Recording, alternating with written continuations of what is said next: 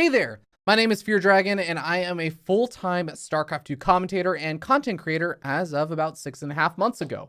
I went full-time with this big 6-month plan to see how things would go. I'm a former software developer in the Bay Area. I work in San Francisco and worked at a bunch of undisclosed companies, and I decided I have this side hobby. I want to see how I can do if I decide to go full-time into this whole career path for about 6 months. And I want to recap really quickly kind of how it went. So first of all, we're going to be just going over three different things. One is going to be overall sentiments and kind of the actual reality of how things went and how my plans overall changed during the course of the 6 months.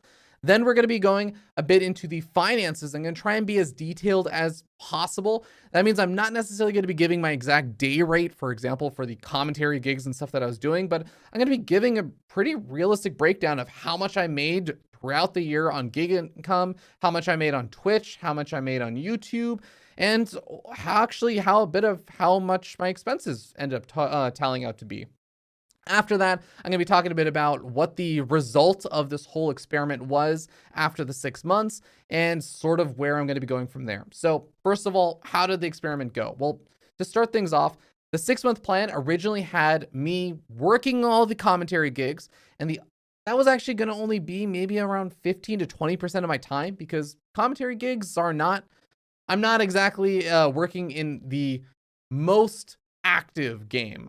This isn't League of Legends or Fortnite or whatever, where there is a tournament every single weekend at a premier level that I'm getting hired for. In reality, StarCraft 2 has maybe around 4 or 5 really big events with a handful of other kind of slightly smaller events throughout the year. And I was lucky and fortunate enough to actually get hired for quite a few of them this year. What that meant was that I had maybe 15 to 20% of my time put into gigs and preparation for gigs, and 80% of my time is free. So my original plan was I was going to stream 3 days a week and put out YouTube videos 3 days a week. That was going to be Monday, Wednesday, Friday for both of those. Things sort of changed about 2.5 months in, as I sort of realized a lot more about how I felt about things. And this is where it's really important to stress that software developers make a lot more than someone who's full-time in esports or content creation, especially at the kind of levels that I'm at as a content creator and esports commentator versus where I was at as a software developer. So I didn't do this switch for the money. It was very important to me that it was not just entirely about, is this financially possible? It's, does this actually make me happier?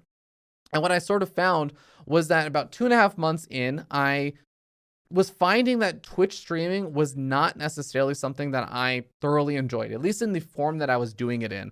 It was starting to become a bit of a drudgery. I was enjoying some of my streams, and I definitely enjoyed things like the just chatting streams, but when it came to things like ladder streams, I really did feel like it became a lot more of a job, and if I was just going to be doing a job, I'd rather, if I was doing something purely for the money, I'd rather be doing it for more money. And also, I still enjoy the software development stuff. So I ended up stopping my Twitch streaming schedule about 2.5 months in, told people to cancel their Twitch subs and everything. I also was realizing that YouTube was not really I would say a cost efficient or time efficient way relative to how much income it was giving me to invest my time. So I may have been investing more time into YouTube and doing all these fancy edits and stuff, but as I'll talk more about in the kind of finances section of things, YouTube income was pretty dismal. It was very, very low. And I'll go into the exact number that I made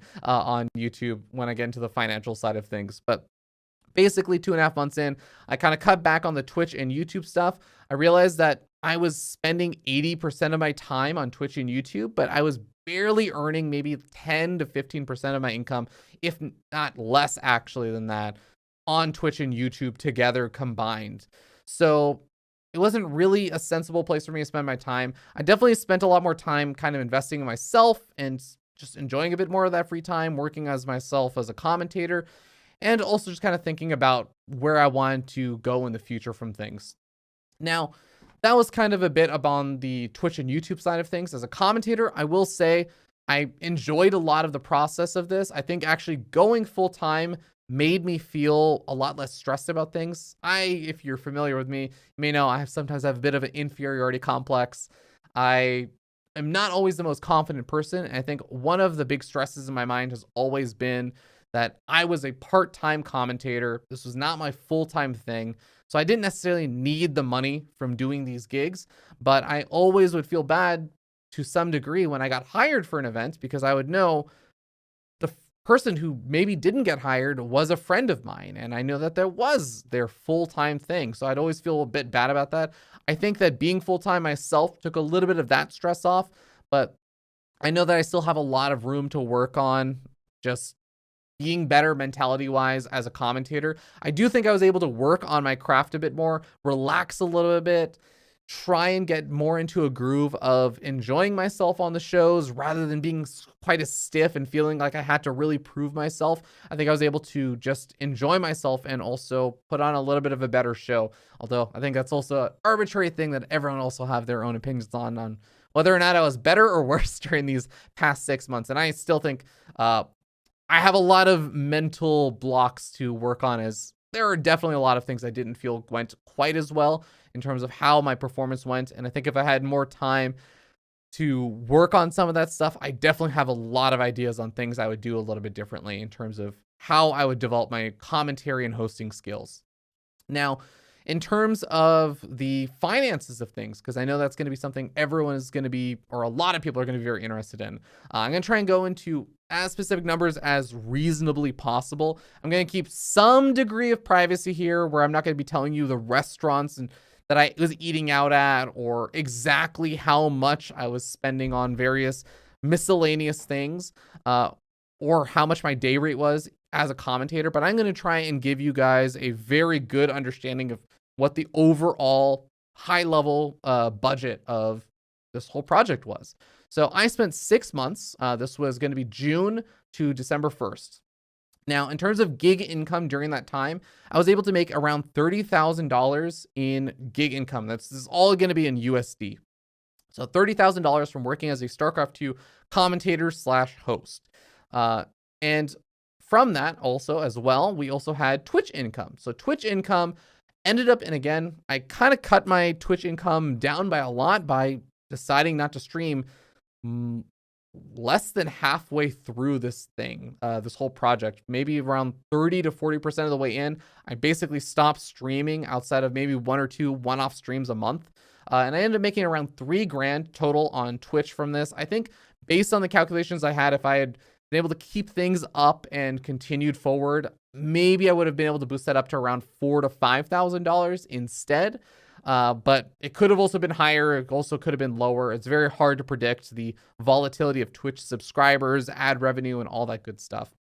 Besides that, I also had YouTube income. I kind of mentioned this was extremely abysmal, and despite the time investment and everything there, across all 6 months, even though I did stop uploading to YouTube, you still make ad revenue on your old videos and everything as well. But I ended up making $35 across all 6 months. So not a lot of money in YouTube for, a few like 1,000 to 3,000 viewer videos, unless you're putting them out at extreme frequency, which I wasn't really doing. So YouTube was not necessarily the biggest money maker there. I did make some good money from Ko-Fi though. That was an extra about $500 across all 6 of the months. I was making maybe around $100, $120 per month from the Ko-Fi membership pledges, which I heavily tied to YouTube just because that's where a majority of my Ko-Fi support really came from. Besides that, I also ended up doing something that was not necessarily esports or esports or content creation related. I did a single contract software development job that ended up netting myself an extra $10,000. And that was just a little bit of extra income because I was reached out to about an opportunity for it. I kind of felt comfortable about it, and I felt pretty good about it. If you guys are curious, levels.fyi is a really great website. It'll give you an idea of how much a salaried software developer makes, and you can kind of try and make some extrapolations and guesses on how much a contract software developer makes. And I'll just say it pays pretty well. I always knew that was going to be an option to sort of pad in a little bit of extra income. And I think it was a pretty significant boost, since that was almost not quite 25%. It was maybe around 20-ish% of my income during the 6 months. So that totals out to be about $43,000 of income across the 6 months. it probably could have been boosted up to around 48,000 or something if I had continued to do Twitch streaming and all that other stuff. Maybe a little higher, maybe a little lower, but depending on how that range could have gone, it basically ended up netting out to around 85 to maybe like $100,000 of what it could have been if I continued streaming per year. And that's if I basically just doubled that number, because it was 6 months, double the number for the whole year. There are some caveats you have to include with that, which is it's not necessarily always just going to be the same income for the later half of the year as the first half of the year. There's all kinds of other calculations and things that can go into that with how ad revenue works and everything else. You could have good months or bad months, but that's the simple calculation if I just tried to double the numbers.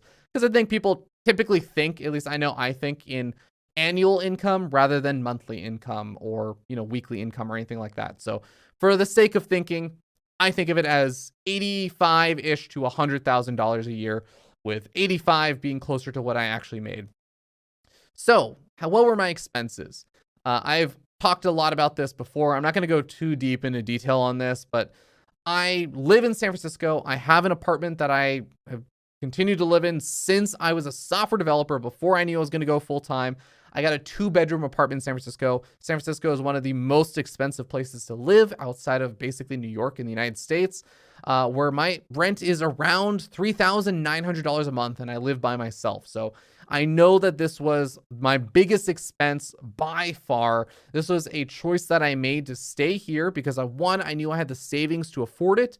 2, for a lifestyle choice, I wanted to have a separate area where it's a 2-bedroom apartment, and I want to have a separate area from my work and my rest of my life, because I know, as someone who's done a lot of work from home work as a software developer, that having those areas overlap can be a recipe for disaster sometimes for mental health, where you just feel like you're always on the clock, especially as a self-employed person, where there's always more work you can do. If you don't have some kind of time or way that you can physically check out of work, it does require a lot more mental strength to disconnect from work at the end of the day and to stop working at a certain point. So that was a choice that I made. I know not everyone will agree with it, but that ended up being about $23,000 across all 6 of the months.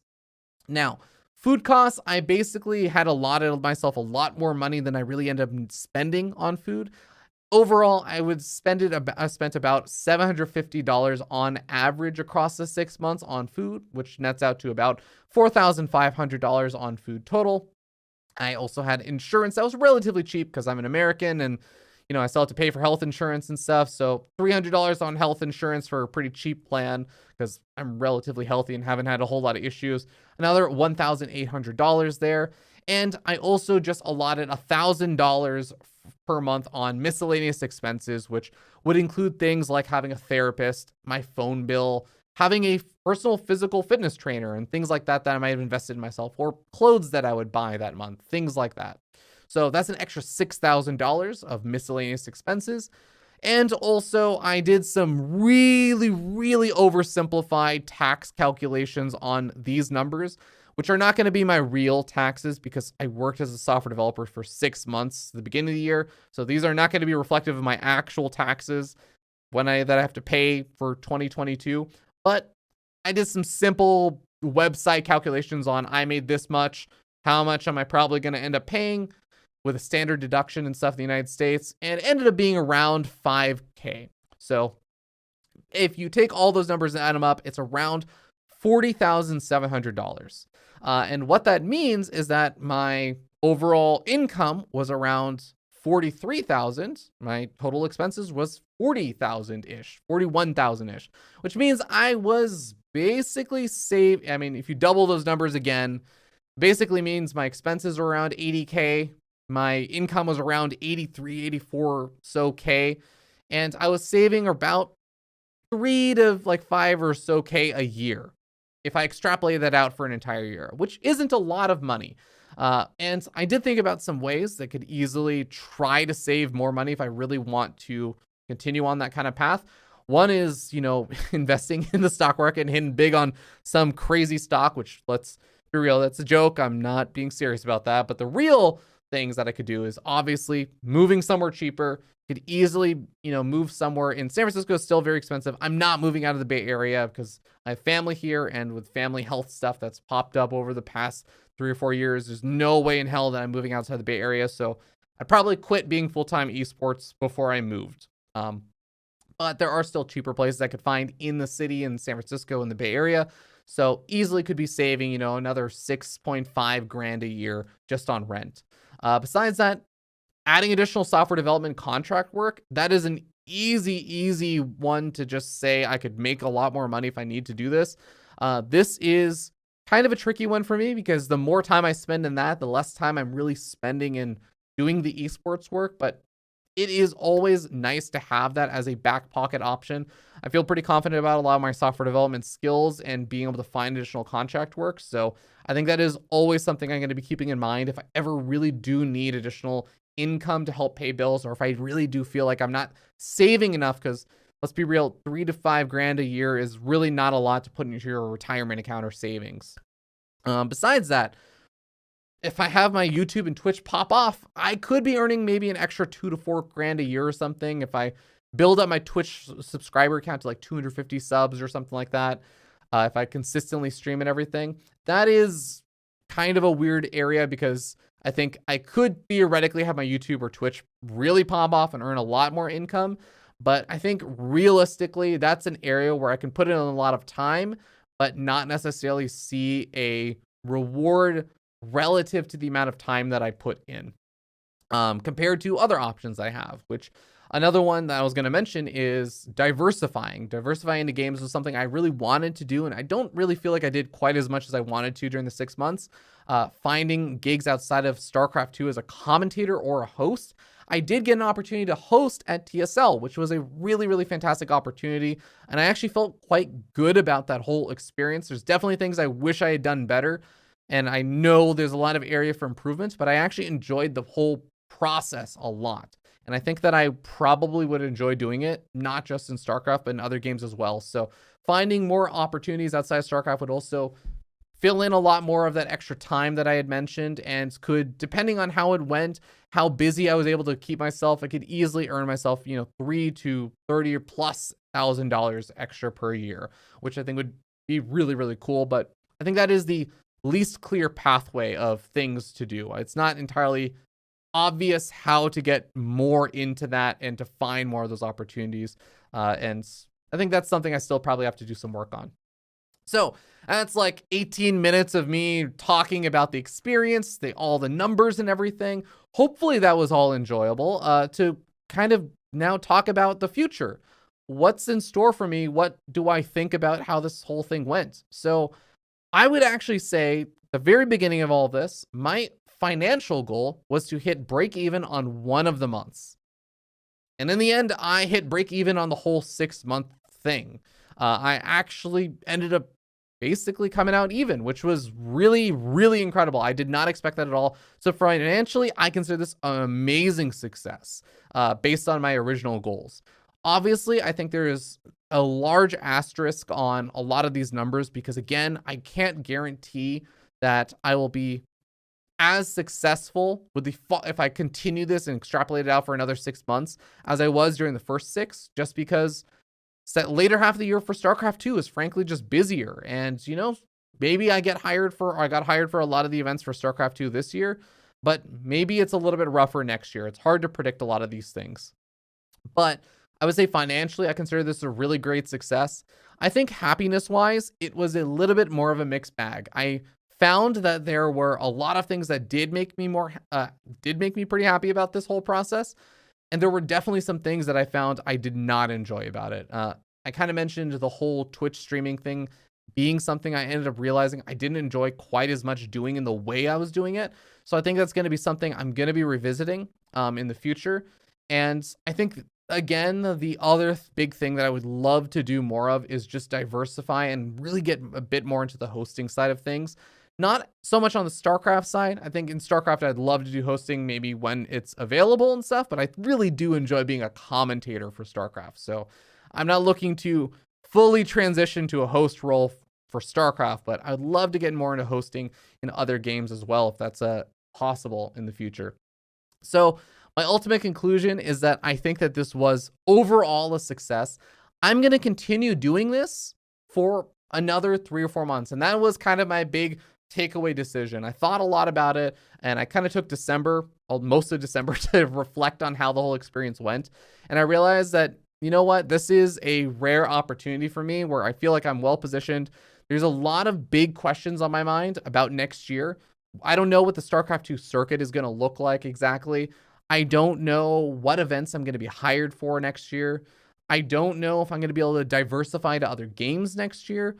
And I also really curious how Stormgate and that whole Frost Giant thing is going to look, as well as, there's a lot of other games, Gates of Pyre and so on and so forth. There's other RTSs that are out there, and, even just non-RTSs that I am very curious to see how my experience will be, how successful they will be, whether or not I'm on a hiring list for those kind of events and stuff that will heavily impact whether or not this is a sustainable thing for the long term.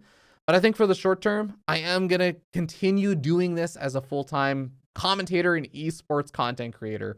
So yeah, thank you guys so much for the incredible level of support.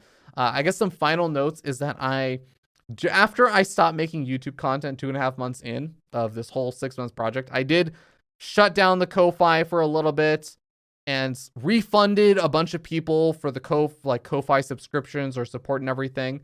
I did re-enable that since I am now re-uploading on YouTube again.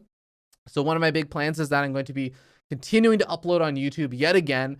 And I'm going to probably put it into more time efficient projects for the most part, outside of the things that I think are just more for me really than for anyone else. So an example would be the 99% useless facts is a very time efficient thing for me to just churn out a ton of. And I've already been uploading a bunch of those. If you haven't checked out, you're interested in the 99% useless facts series that I have.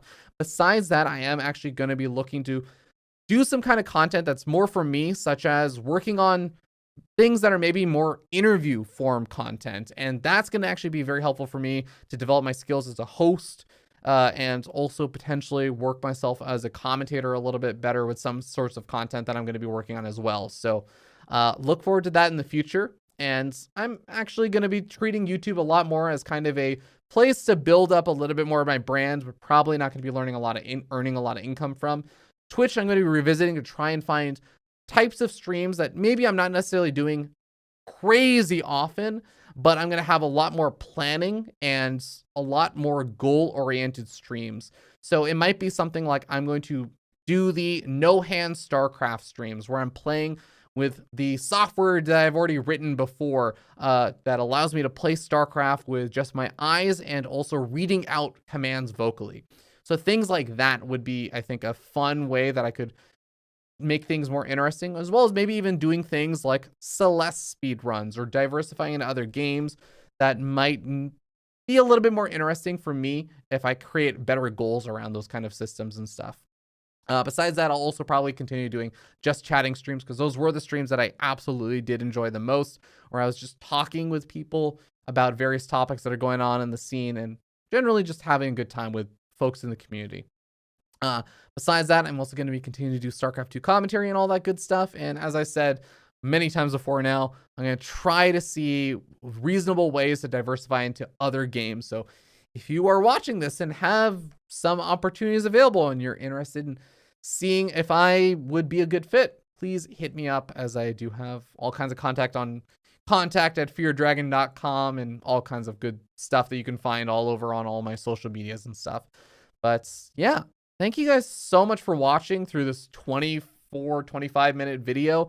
Really appreciate you guys, and I appreciate all the incredible support I got. I will also say this year I definitely had not necessarily the best mental health through parts of it, but it's been really incredible the amount of support I got whenever I wasn't feeling good. And I mean that both from Reddit threads, I mean that from direct reach outs from different people, and it really, really has helped me quite a bit. And I think I've been able to work on myself a lot more this year because of so much of the generosity of so many people out there. So thank you guys so much. I hope you guys decide to continue checking out my content and consider throwing me some support on some of the platforms that I'm making content on. And Yeah, I think that's pretty much it. So I'm going to wrap this up before I hit 25 minutes. Thank you guys so much. Have a wonderful, wonderful New Year's. I'll see you guys in 2023. Cheers.